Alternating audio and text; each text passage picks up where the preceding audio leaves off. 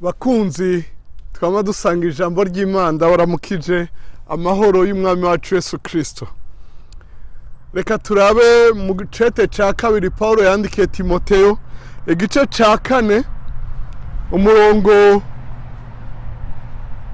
w'indwi n'umunani handitse ngo nagwanye intambara nziza narangije urugendo nazigamye ukwizera ibisigaye mbikiwe igitsibo cyo kugororoka ico umwami wacu umucamanza agororotse azoma kuri wa munsi kandi si jeje nyene nzogihabwa ariko kandi nabakunze kuzoseruka kwe bose bazogihabwa.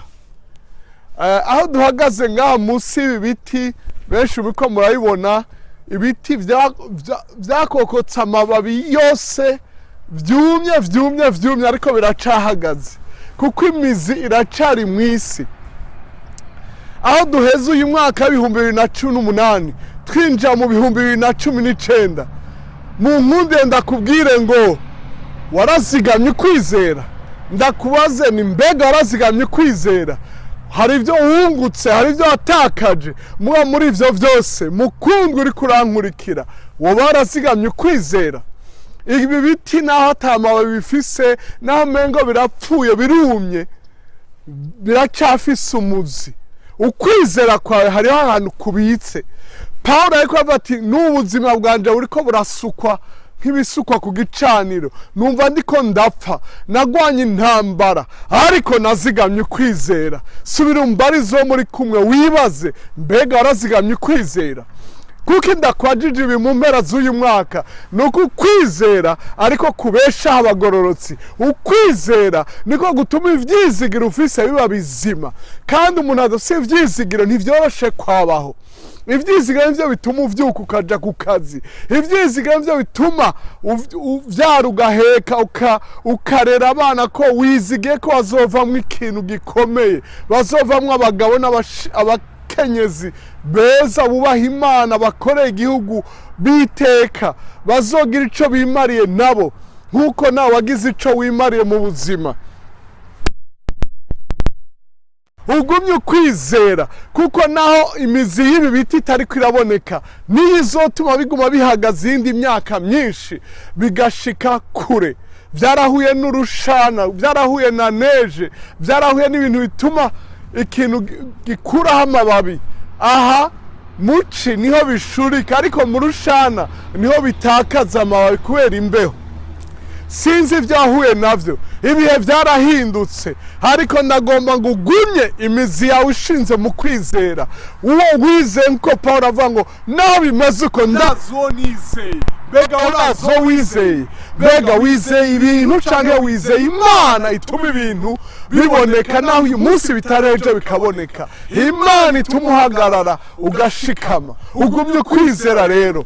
Ukwizera muri evaluation kurakora urabe ingene wabayeho mu kwizera. Ubu kwizera kujabukane kukure mu 2018 kukwinjiza mu 2019 kukwinjiza no mu yindi myaka iri imbere. Mbere ni wava no muri iyi si baze bavuge nkuko vyanditswe mu Baheburayo 11 ngo abo bose bapfuye bacizeye. Haleluya! Imana igushoze kuguma mu kwizera. Ukwizera kube imvugo yawe, kube inyifato yawe.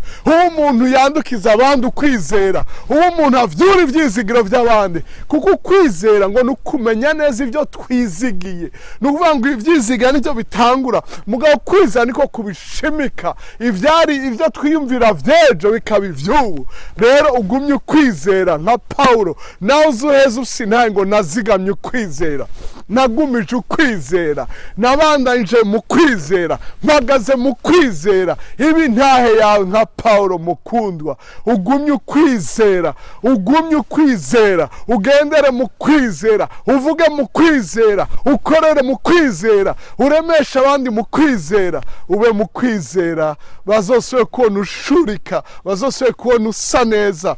usayangana ushika ku byo wari warabariye kuzoshikako, babona indoto zawe, inzozi zawe ziba nzima, kuko wizeye ya yindi itabesha, ya yindi isezerana igashitsa, ya yindi ivuga bigashitswa bikaba, ya yindi itegeka bigakunda. Imana iguhezagire mukundwa, urangize umwaka neza kandi winjire mu wundi neza.